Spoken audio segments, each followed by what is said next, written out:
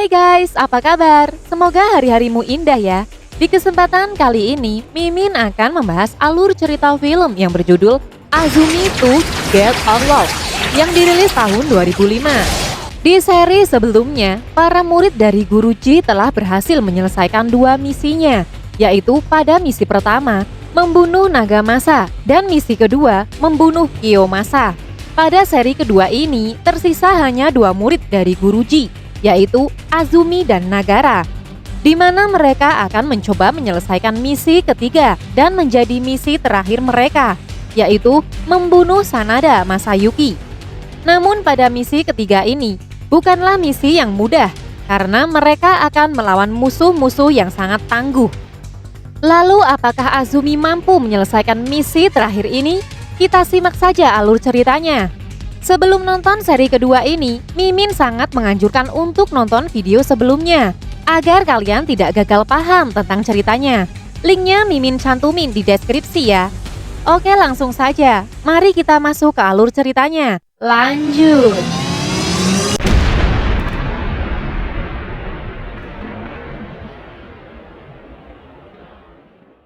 Di hutan belantara tak terlihat mendung sedikit pun. Di sana terlihat Azumi dan Nagara yang sedang berlari. Ternyata mereka sedang dikejar oleh musuh yang pastinya musuh-musuh itu adalah kelanjutan dari seri pertama. Karena mereka adalah seorang pembunuh, otomatis musuh mereka juga banyak guys. Mereka terus berlari hingga mereka terpojok di sebuah jurang. Tahu akan hal itu, Azumi dan Nagara terpaksa harus melawan mereka. Saat mereka bertarung, para ninja itu ternyata dibekali kekuatan yang lebih selain pistol dan cakar senjata pakai. Mereka juga dibekali baju atau rompi yang terbuat dari kawat rem, sehingga pedang Azumi dan Nagara tidak mampu menembus kulit para ninja itu. Mereka yang menyadari akan hal itu terpaksa melompat ke jurang, sampai para ninja itu mengira Azumi dan Nagara sudah mati. Namun Kanbei yang masih saja cerdik, ia tahu kalau Azumi dan Nagara belum mati. Dan benar saja, pedang cadangan Azumi masih tertancap pada bebatuan tebing untuk bertahan, walau akhirnya mereka harus terjun bebas ke jurang. Setelah gagal membunuh Azumi, Kanbei menemui Sanada Masayuki. Ia menceritakan semua tentang pembunuhan tuannya, Kiyomasa dan Nagamasa, di mana Kanbei sangat menyesali kejadian itu. Kanbei memberitahu kalau target selanjutnya adalah Sanada Masayuki. Kanbei sempat menanyakan, langkah apa yang akan Tuan ambil? Dengan wajah yang terlihat marah bercampur gelisah, Sanada malah menusuk lengan Kanbei dengan samurai. Meski demikian, Kanbei tetap sendiko dawuh dengan tuannya, Sanada. Terlihat anak dari Sanada yang bernama Yukimura tak sejalan dengan ayahnya yang terus ingin berperang. Ia pun sempat berdebat dengan selir muda ayahnya yang bernama Ninja Yuno Kogasu atau Kunio, hingga ayahnya membentak Yukimura dan membuatnya ngambek dan pergi. Scenes beralih ke Azumi dan Nagara yang telah sampai di sebuah tempat di mana Guruji biasa menerima informasi dari ninja yang dikirim oleh Tenkai. Setelah menyembuhkan luka Nagara dan beristirahat sebentar, kemudian Azumi pergi meninggalkan Nagara untuk membeli makanan. Setelah mendapatkan makanan, dia bertemu dengan gerombolan bandit yang sedang merampok para pengunjung di warung itu. Tak disangka ketuanya berwajah mirip dengan Nachi, teman yang ia bunuh ketika menjalankan misi pertamanya. Orang itu bernama Ginkaku. Tak lama setelah itu Azumi kembali ke rumah singgah sementaranya. Dan benar saja, ternyata ada beberapa ninja yang datang, yaitu utusan Lord Tenkai untuk menjemput mereka berdua yang diketuai oleh Hattori Hanzo. Setelah tiba di kediaman Tenkai, pendeta Tenkai sempat berterima kasih karena sudah dapat membunuh Asano Nagamasa dan Kato Kiyomasa, sekaligus untuk membatalkan misi membunuh Sanada yang dirasa terlalu kuat. Tetapi Azumi memaksa ingin menyelesaikan misi tersebut. Ia berpikir sudah terlanjur menjalankan misi. Mereka tak berharap kembali dengan selamat. Mereka juga tak mau menyia-nyiakan pengorbanan teman-teman yang telah mereka bunuh. Maka dengan bantuan salah satu ninja yang bernama Gozu, mereka pun menuju Gunung Kudo yang menjadi tempat tinggal Sanada. Terlihat beberapa mata-mata ninja dari Tenkai yang berada di hutan area Gunung Kudo. Para ninja itu dengan mudah dibantai oleh Rokpa dan Kunio.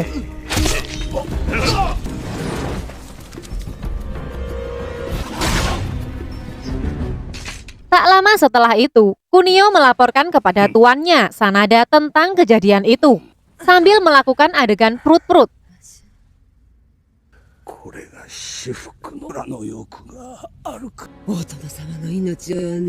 Keesokan harinya, terlihat perayaan sayembara di bawah panji Jenderal Sanada. Mereka mengumpulkan para pendekar bayaran untuk membunuh anak buah dari Tenkai dengan imbalan yang besar. Terlihat juga di sana Ginkaku yang mirip Nachi dan kawan-kawannya yang menghadiri sayembara itu. Dalam sayembara itu, hanya orang-orang pilihan yang bisa lolos masuk sayembara. Ternyata orang-orang pilihan itu adalah kelompok dari Ginkaku, guys. Keesokan harinya, Azumi dan Nagara yang dikawal oleh Gozu sampai di desa mati. Ternyata di sana ia sudah dihadang para ninja anak buah dari Sanada bersama dengan sekutu barunya, yaitu para kelompok Ginkaku. Ginkaku dan kawannya terlihat kaget saat melihat Azumi. Tak berlama-lama, Ginkaku langsung mencabut pedangnya dan menyerang para ninja itu, guys.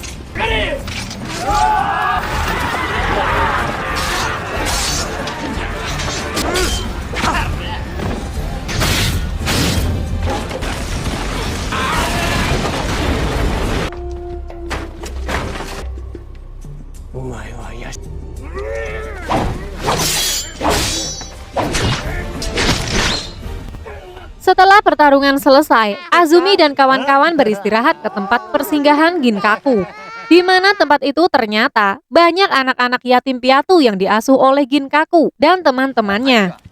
Ternyata alasan mereka merampok selama ini adalah untuk menghidupi para anak yatim piatu itu. Namun tak lama kemudian, ada seorang wanita yang mengusir mereka untuk pergi dari tempat itu. Di kediaman Sanada, terlihat Kunio yang sangat marah dengan kelompok Tenkai. Ia menyuruh kedua anak buahnya yang bernama Rokpa dan laba-laba hitam untuk menghabisi semua orang-orang Tenkai. Ia memanfaatkan kesempatan saat tuan muda Yukimura, yaitu anak dari Sanada yang tidak di tempat. Keesokan harinya, terlihat para kelompok Sanada bersama Kunio pergi meninggalkan Gunung Kudo. Hal itu dilihat oleh anak buah Ginkaku. Sedangkan Azumi, Nagara, dan Gozu masih terus menuju pegunungan Kudo. Di tengah jalan, Gozu yang penasaran dengan Azumi dan Nagara, di mana mereka tak pernah terkena anak panah ketika mereka melawan musuhnya. Akhirnya Nagara membuka rahasianya, yaitu dengan jarak minimal 8 langkah. Ia masih bisa menghindar bahkan menangkap anak panah itu. Sedangkan Azumi jarak terdekatnya adalah 6 langkah. Dan benar saja, Nagara lolos uji tes dari panah Gozu. Di sebuah sungai terlihat Nagara dan Gozu sedang mengambil air. Gozu yang ternyata adalah mata-mata dari Kunio mulai ngomporin Nagara supaya terpisah dengan Azumi. Ia terus mencoba ngomporin Nagara supaya Azumi ikut dengan Ginkaku dan tidak meneruskan misinya. Gozu sengaja memisahkan keduanya supaya ia mudah melancarkan aksinya untuk membunuh satu persatu dari mereka. Di perjalanan, Azumi dihadang oleh Ginkaku dan teman-temannya yang mencoba menghentikan Azumi agar tidak meneruskan perjalanannya ke Gunung Kudo. Karena sebelumnya anak buah dari Ginkaku melihat bahwa Sanada telah pergi dari Gunung Kudo. Namun sayangnya Azumi tidak percaya dengan perkataan Ginkaku. Nagara yang sebelumnya telah terhasut oleh Gozu, ia pun menyuruh Azumi untuk pergi dengan Ginkaku dan membatalkan misi. Sedangkan Nagara sendiri akan bersenang-senang dengan Gozu. Kemudian Nagara pergi bersama Gozu. Azumi sempat tak percaya dengan keputusan Nagara. Kini Azumi harus melihat Nagara pergi bersama Gozu. Di perjalanan, Nagara dibuat bingung oleh Gozu. Benar saja, Gozu langsung memanfaatkan kesempatan saat Azumi tidak lagi bersama Nagara. Ia langsung memanah Nagara tepat di jantungnya dari jarak kurang dari 8 meter. Di situ Nagara tersadar bahwa sebelumnya ia telah salah langkah karena telah membuka kelemahannya kepada mata-mata dari Kunio.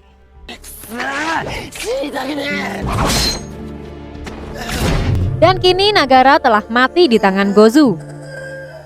Di sisi lain, Azumi terus berlari dari rombongan Ginkaku untuk terus menyelesaikan misi itu sendiri, meski tanpa Nagara. Ia terus melanjutkan perjalanannya ke Gunung Kudo, hingga ia dihadang oleh laba-laba hitam anak buah dari Kunio dan membuat mereka harus bertarung guys.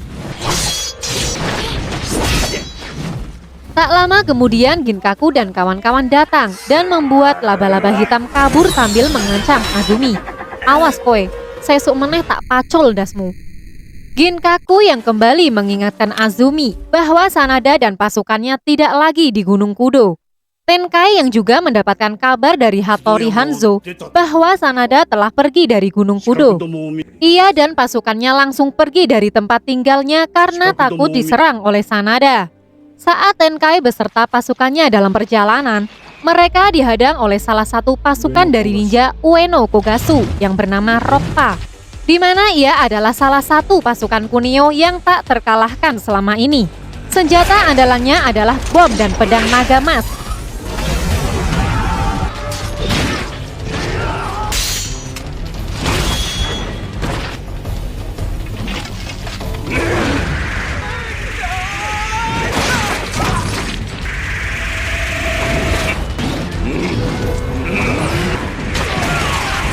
Dalam pertarungannya, Hattori Hanzo dibunuh oleh Rokpa dengan pedang naga emasnya. Tak lama kemudian, Azumi dan rombongan Ginkaku datang untuk membantu Tenkai, sampai ia harus berhadapan langsung dengan Rokpa, sang pengawal tak terkalahkan.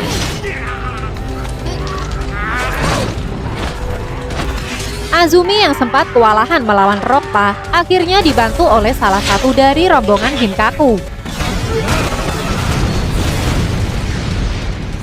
Saat Rokpa mati, terlihat di atas bukit laba-laba hitam sedang mengintip mereka, dan kemudian melaporkan kepada Kunio.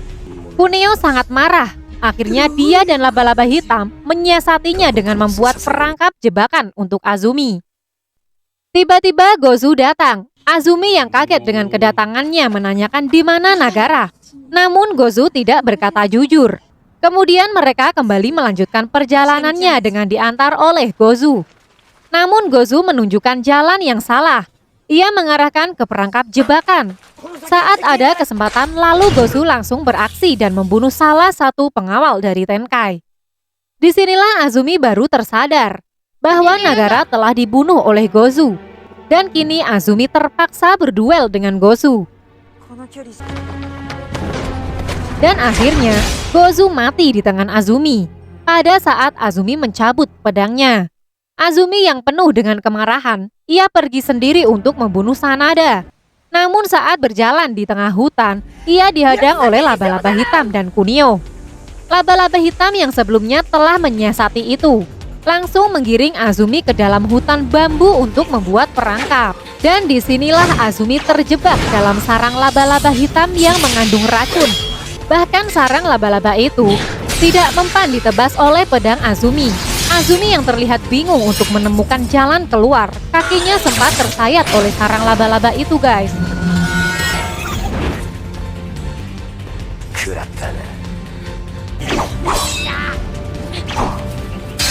Namun kali ini keadaan terbalik. Kini laba-laba hitam yang berada dalam jebakannya sendiri. Azumi yang sangat cerdas dan cepat. Dia langsung memotong bambu-bambu itu dan membuat jaring itu menyayat semua anggota tubuh laba-laba hitam. Melihat laba-laba hitam telah mati, Azumi langsung pergi untuk menuju tempat Sanada. Namun ia lupa bahwa Kunio masih hidup. Di tengah jalan ia dihadang oleh Kunio dengan keadaan sempoyongan karena telah terkena racun jaring laba-laba guys. Meski dengan keadaan sempoyongan, Azumi terus melawan Kunio sampai ia harus terjatuh dan pasrah dengan nasibnya.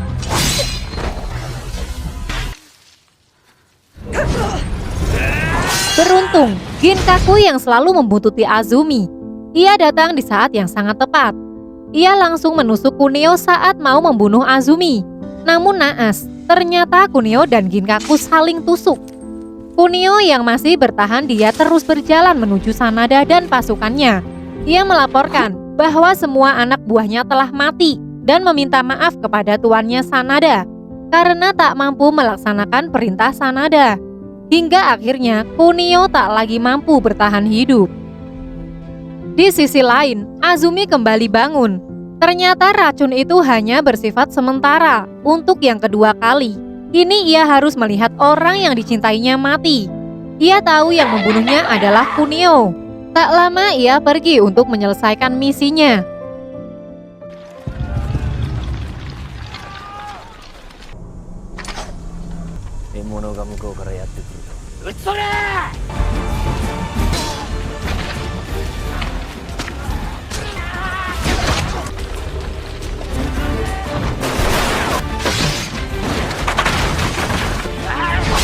Saat Kanbei melawan Azumi, kemudian Sanada menghentikannya. Akhirnya Sanada curhat dengan Azumi. Kenapa Azumi ingin membunuhnya? Tak lain Azumi menjawab, yaitu untuk menghentikan peperangan. Tiba-tiba anak dari Sanada bernama Yukimura datang dari Gunung Kudo. Ia mengabarkan bahwa ternyata bukan saja Toyotomi yang ingin membunuhnya. Dan kini mereka tidak lagi mempunyai sekutu. Yukimura yang menginginkan hidup damai sempat mengingatkan ayahnya, namun malah dibantah oleh Sanada. Di tengah-tengah perdebatan mereka, Tenkai juga datang. Ia mengatakan bahwa Tokugawa tak akan diam jika ia kalah dalam perang. Akhirnya Sanada membuat keputusan untuk bertarung dengan Azumi dan berjanji, jika ia kalah melawan Azumi, ia dan pasukannya akan kembali ke Gunung Kudo dan berdamai dengan Tokugawa. Akhirnya mereka pun bertarung 1 lawan 1.